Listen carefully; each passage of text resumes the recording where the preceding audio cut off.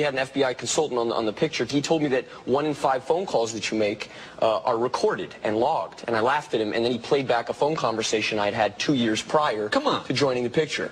The FBI consultant. And it was like one of those, it was one of those phone calls, it was like, you know, what are you wearing type of things.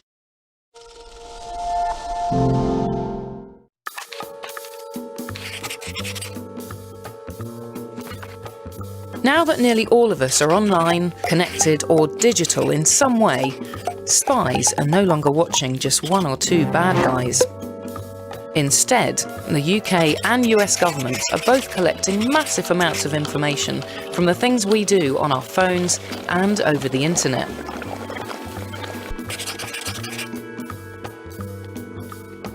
There are 2 main ways they get hold of this information. One way is working with the companies that run these systems and tap the cables that are vital for moving all this information around.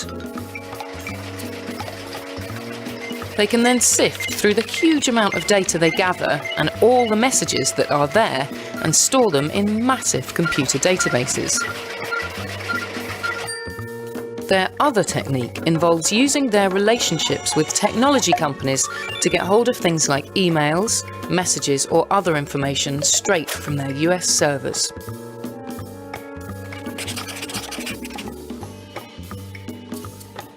The spy agencies do throw away most of the content they collect.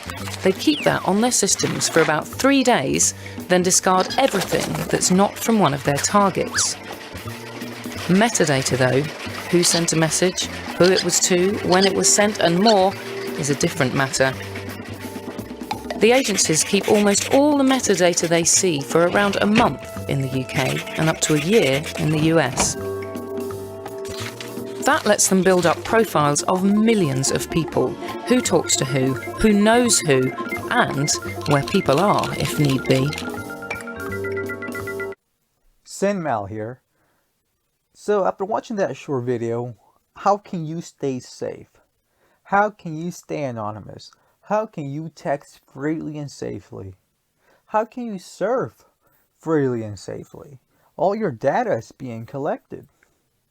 Well folks, I'm going to teach you and show you 3 ways how to protect yourself, how to stay safe, how to stay secure, and how to give cops less. Quite literally, less for cops. So this is Project Less for Cops. Become the Invisible Man. 3 ways, 3 tips. Stay tuned. A VPN, short for Virtual Private Network, is a privacy protection tool that is quickly becoming a must-have. But why do you need a VPN, and how does it work in the first place? A VPN helps your data travel through the internet safely, without big companies or cyber criminals being able to spy on your online activities. Also, a VPN swaps the real location of your device with a new one. This way, you can virtually travel to any country around the globe. So, who can benefit from a VPN? If you're worried about your online privacy, a VPN makes sure your identity and private information are not exposed when you go online. If digital security is your top priority, a VPN gives a nice additional layer of security. It encrypts your data so nobody could see what you send and receive. If you are a human rights activist whose freedom of speech is restricted, a VPN helps you to bypass censorship and speak to the world. Or, if you're on holiday in another country, with a VPN, you can bring your home entertainment anywhere you go. So we just watched a short video about what a VPN is and what it can do. And I'm going to show you specifically for me what a VPN can do and why I love it and use it. Now go to your App Store or Play Store and just search VPN. Now there are probably hundreds maybe, but countless. I really recommend, and I've been using,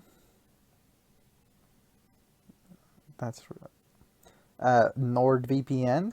I've been using it about for 3 years.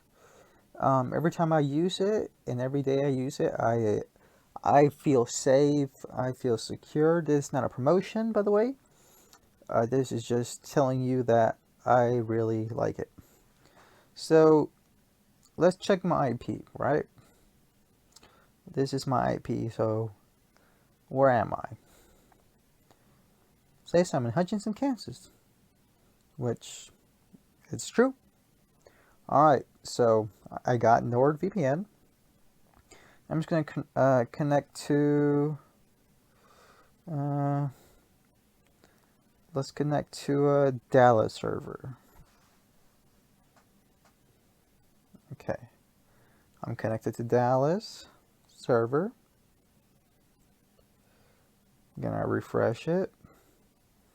Now you see my IP changed. Now let's see, view location. City, Cypress, region, Texas. Okay. Pretty interesting. But too easy, right? Let's go. Who likes France? Let's go to France.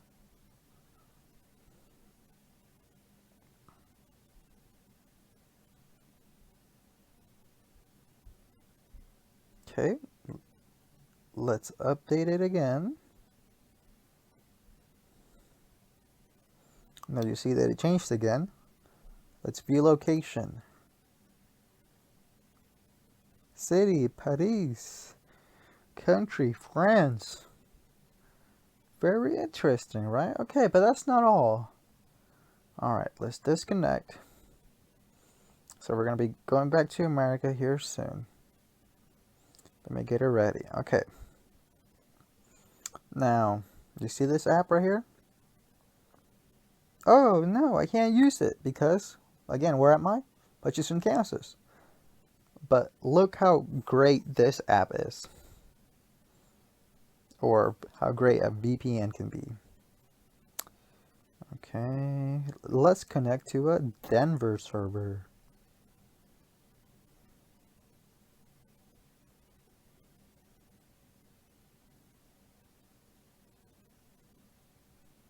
Oh.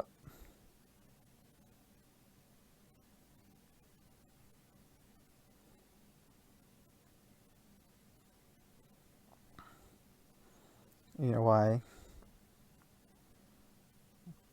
And you also need to do this, people.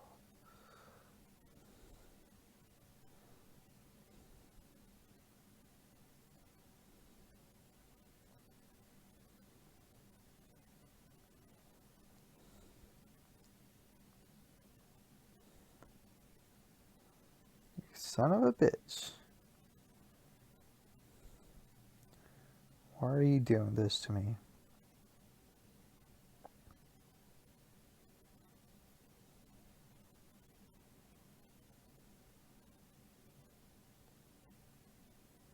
Greenwood, okay.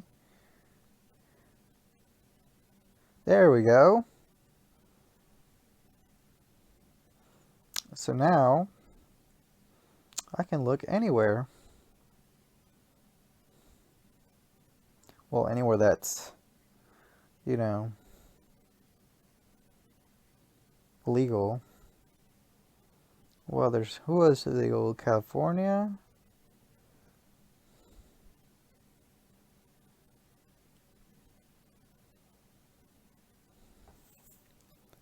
Come on, Cali, I expect better deals. But anyways, folks, this is a VPN and the powers they can do. This is not to promote any illegal activity. This is just simply to show that it's great. Oh, also, HMA. It's a good VPN, but I heard a couple things about it. HMA means hide my ass. Y'all have a great day. This has been SinMal. Google and Facebook track you and save every piece of information they find, which is creepy. But not everyone is ready to give them up. For those of you who are still on the fence, here are 5 good reasons to dump Google and Facebook. 1. Hyper-targeted ads. You know those sketchy banners that follow you around asking if you're still interested in that itch cream you searched for last month? This is how Google and Facebook make money. Don't think these ads affect you? Google and Facebook allow advertisers to run countless tests until they find just the right manipulative psychological triggers that get you to click. 2. Propaganda and discrimination. These ads are used for far worse than just getting you to buy stuff. They're also used to influence your political opinions. Google and Facebook let advertisers slice and dice people into small groups, making it easy to target people with harmful, misleading messages that encourage stereotyping. And these same tools encourage discrimination. For example, by letting advertisers show jobs or housing to only certain kinds of people. 3. The filter bubble.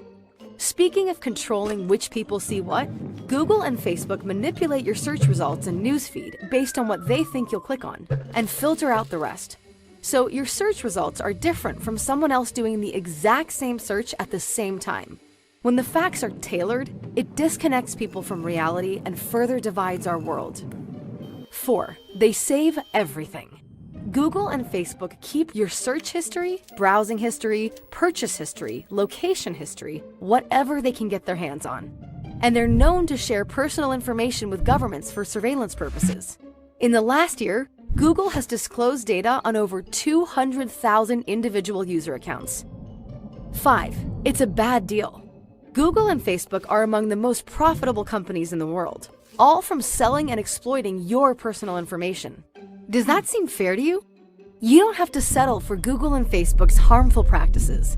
There are healthy alternatives you can use to search and connect with people, ones that don't violate your privacy.